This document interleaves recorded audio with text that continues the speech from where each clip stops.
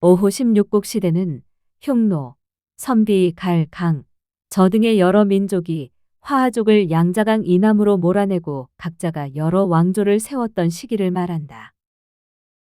이 시기 대표적인 국가 중 하나인 전지는 티베트계 저족 출신인 북원에 의해 351년 장안의 도읍을 정하고 세워진 국가였다. 전지는 3대 천왕인 북연에 이르러 국력이 절정에 달하였으며 선비족이 세운 전영과 대나라를 멸망시키고 북방의 패권을 장악하였다. 380년 북연은 대나라 멸망의 공이 컸던 사촌 동생 불악의 세력이 커지자 이를 견제하기 위해 그를 전진의 동북 변방으로 보내버렸다. 이때 불악이 받은 자귀가 유주자사 행당공이었다. 행당은 오늘날의 석가장 일대에 해당하며 이곳이 당시 전진의 동북 변방이었던 곳이다. 행당은 현재 지도에는 하북성 석가장시 북쪽에 자리 잡고 있지만 고대의 행당은 이보다 남쪽인 석가장시 정정현에 있었다. 여기서 주목할 점은 유주의 위치이다. 본래 유주는 산서성에 위치한 지명이었지만 중원의 국가가 하북성 석가장 일대까지 장악하게 되면서 이 지역까지 유주가 확장 또는 이동된 것으로 추정된다. 불악이 유주자사로 임명되었다는 사실은 4세기 당시 유주의 중심이 석가장 일대였음을 시사한다. 이는 진화의 역사가들이 주장하는 것처럼 북경 지방이나 요녕성 그리고 한반도 북부에 유주가 존재하였던 것이 아니라는 것을 말한다. 불악은 북연의 조치에 반발하여 스스로 진왕을 칭하고 용성에서 반란을 일으켰다. 용성은 선비족 전현의 수도였던 곳으로 하북성 석가장시 정정현에 위치한다. 이를 종합하면 불악의 반란 세력은 하북성 석가장 일대를 중심으로 반란을 일으켰던 것이다. 불악은 반란 과정에서 주변 여러 국가에 군사 지원을 요청하였다. 이와 관련된 기록은 자치통감에 다음과 같이 기록되어 있다. 사신을 나누어 파견하여 선비, 오한, 고구려, 백제, 신라, 휴인 등 여러 나라에서 병사를 징집하고 병사 3만 명을 파견하여 북해공 부중을 도와 계를 지켰다.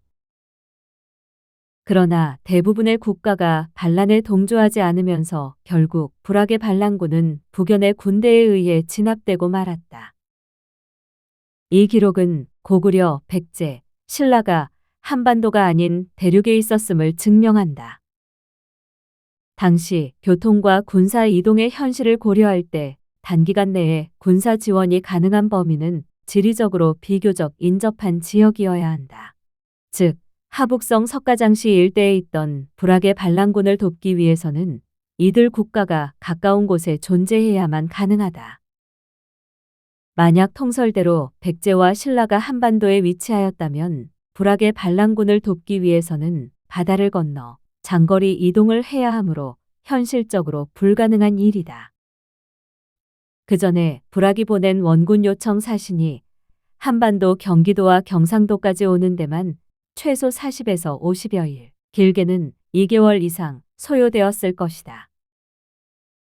즉 고구려, 백제, 신라가 불악의 반란군과 같은 하북성에 존재하거나 적어도 그 인근에 있어야만 가능한 일이다. 불악이 군사 지원을 요청한 국가 중에는 효인이라는 생소한 국가가 등장한다. 효인국에 대한 보다 상세한 내용은 한치윤의 해동역사에 기록되어 있다.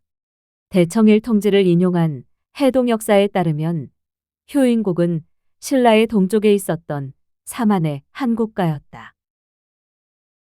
휴인국은 신라의 동쪽에 있으며 역시 사만의 족속이다. 동진 시기에는 연에 속하였고 전진이 연을 멸망시키자 드디어 전진에 속하였다.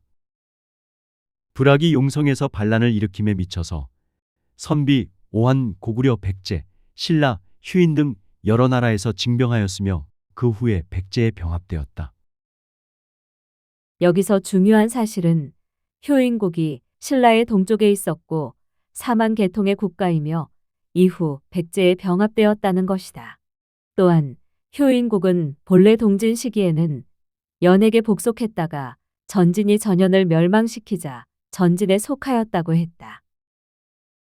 신라와 백제를 한반도에 국한하여 생각한다면 이 기록은 도저히 이해할 수 없는 내용이다. 통설대로 신라의 중심지를 경주로 본다면 그 동쪽은 곧 동해에 해당한다.